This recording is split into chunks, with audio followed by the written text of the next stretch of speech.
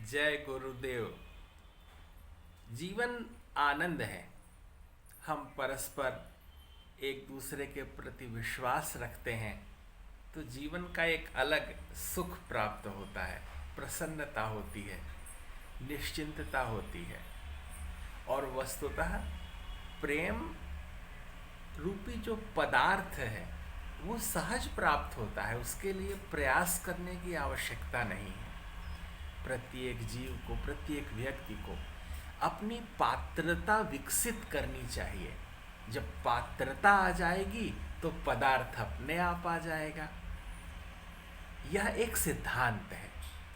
इस सिद्धांत को हम एक दृष्टांत से समझते हैं। जैसे कोई व्यक्ति बरबस ये कहता रहे मुझे राजा बना दो, मुझे राजा बना दो, तो क्या वो राजा बनेगा? लेकिन यदि उसमें योग्यता होगी तो सहज उसको वह पद प्राप्त हो जाएगा।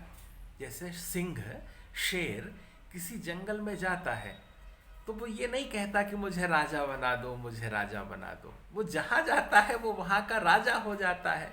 स्वयमेव मृगेंद्रता, अपने आप। सिंहासन उसे ही कहते हैं।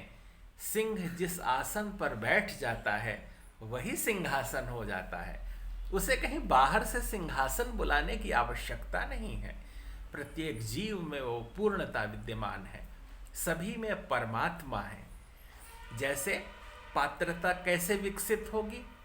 जो देवता हैं, जो स्वर्ग के अधिकारी हैं, जो अमृत के अधिकारी हैं, देवासुर संग्राम हुआ, समुद्र मंथन हुआ, उससे अमृत कलश निकला, और जो देवता अमृत के अधिकारी थे उनको अमृत देने के लिए स्वयं नारायण ने मोहिनी का रूप लिया और आए और सभी देवताओं को अमृत परोसा, अमृत पिला दिया। लेकिन जो पात्र नहीं थे वे असुर, उनमें से एक पंक्ति भेद कर आया, बैठ भी गया, अमृत पी भी लिया, लेकिन फिर भी वो काट दिया गया। आज भी वो दुख ही, कष्ट ही झेल रहा है। तात्पर्य है कि जिसमें पात्रता होती है पदार्थ स्वयं उस तक पहुंच जाते हैं। अनर्थक, निरर्थक प्रयास करने से, स्वयं को कष्ट देने से, मन में आकांक्षाओं के पर्वत खड़े करने से कुछ नहीं होगा।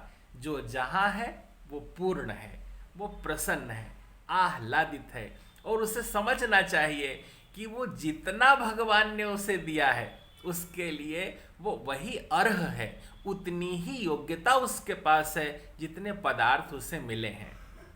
जब भगवत कृपा होगी, जब बड़ों का अनुग्रह होगा तो और बहुत सारे पदार्थ प्राप्त हो जाएंगे।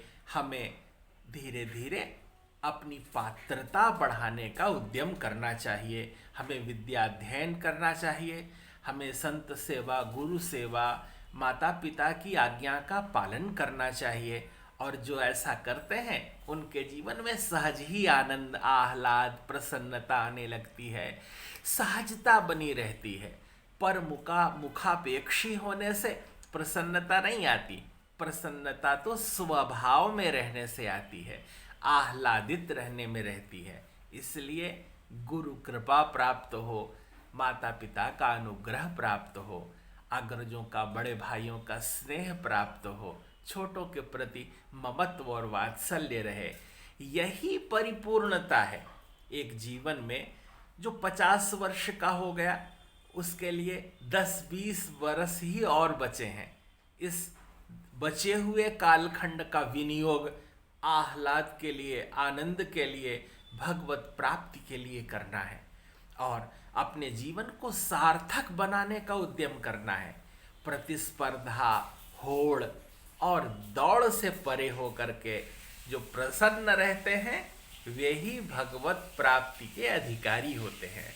यही पात्रता विकसित होने के संकेत हैं। बहुत बहुत शुभकामनाओं के साथ, बहुत मंगल कामनाएं। जय गुरुदेव।